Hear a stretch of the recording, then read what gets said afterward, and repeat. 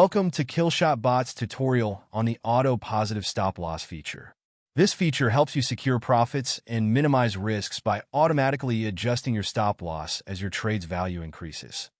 Open the Killshot Bot interface. Navigate to the trading settings where the SL Plus option is available. Locate the SL Plus toggle button. Tap the red button to switch it to green, enabling the auto-positive stop-loss feature.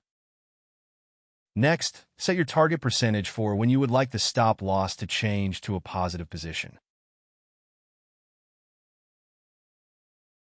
Enter your desired profit target percentage. This value should be between 1 and 100,000, without the percent symbol. For example, if you aim to trigger the stop-loss change at a 50% increase, enter 50. Next, enter the percentage at which you want your positive stop-loss to be set. This value should be between 1 and 100,000, without the percent symbol. Lastly, choose the percentage of your tokens to sell once the target is reached. Enter a value between 1 and 100.